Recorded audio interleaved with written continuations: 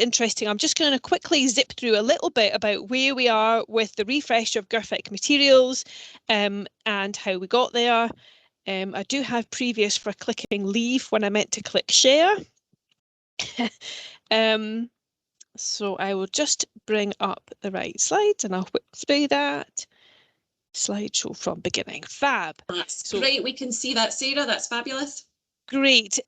So in terms of the way that we developed the guidance, we had co-production working groups. We had a number of different groups that were working on different bits of the guidance, and all of those groups included representatives from education, social work, NHS health boards, from third sector and from national organisations. There was also engagement with a wide range of children and young people, and that was done through organisations that already had relationships with children and young people. And they were seeking the children and young people's views on the values and principles of GIRFEC and the Information Sharing Charter. And that was incredibly useful. So we'll hear a bit more about that later on. There was a public consultation on the assessment of wellbeing guidance, and there was some stakeholder focused engagement with a huge number of stakeholders on the other refresh materials. So one of the main things that we want to get across is when we talk about the GIRFEC refresh, almost all of you here today listening are already doing GIRFEC, and there's no major change in the way that GIRFEC is done. We're not talking about any big changes. In terms of the guidance, there's a bit of a shift in the language and the tone, and some things have come to the fore, and for the most part those are things that have come to the fore over the most recent years in any case, and was absolutely due an update within the GIRFEC materials. We're talking about children and young people rather than talking about children and child a lot through documents. We've found that after a certain age, young people didn't really identify with the term children. They didn't feel like it was talking about them or talking to them. We've aimed for simpler language throughout the whole suite of documents. So this is something that hopefully for the most part that you could look at with a family, with children, with young people, and as far as possible it will make sense to them. We've avoided technical language in a couple of places. It's really hard to avoid, particularly with information sharing. It's really hard not to talk about technicalities, but we have tried to keep it as simple as possible.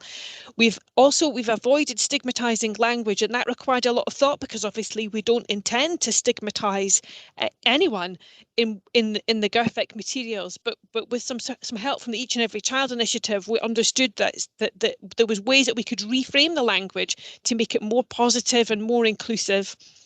There's an emphasis right across the piece on working together.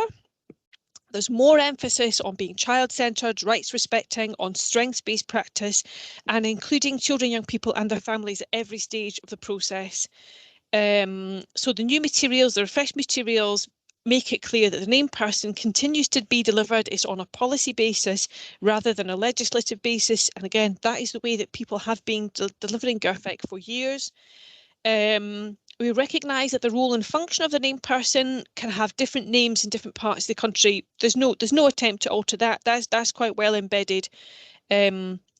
So we've not attempted any change to that. So we're clarifying where the guidance is policy and not legislation. There's clarity, for example, on who can be a lead professional and on the interface between the named person and the lead professional roles. There's cross-policy links made across the whole suite of documents. So we talk about the United Nations Convention on the Rights of the Child, National Child Protection Guidance published in 2021, the role of children's services planning partnerships, the promise, again, that was something that's in the policy landscape that absolutely had to be taken account of, tackling child poverty, additional support for learning, getting it right for brothers and sisters, trauma-informed practice and whole family wellbeing. In terms of changes, I'm just going to highlight a few things in the information sharing guidance because I know that's something that some people were particularly keen to see.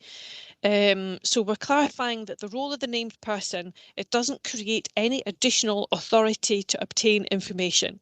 But a lot of people who are named a named person, it will be part of their existing role to process information, and they may have a responsibility to process information, but the named person role itself is not adding to that.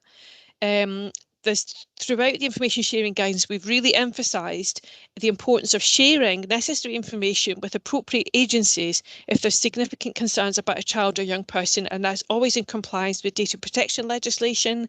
And that legislation does not present a barrier, to genuine concerns about a child or young person's well-being. There's a strong emphasis on building trusting relationships. Sorry, the lights have gone out because I'm not moving enough, and being transparent with children, young people and families. And there's more clarity for independent and third sector organisations. We gave a lot of thought to smaller voluntary and community organisations that are so important in the well-being of children and young people, and having really positive relationships with them. And but they're going to have a different approach to information sharing, where they're not part of a big, they don't have Caldecott guardians, they don't necessarily have a big framework to fit into.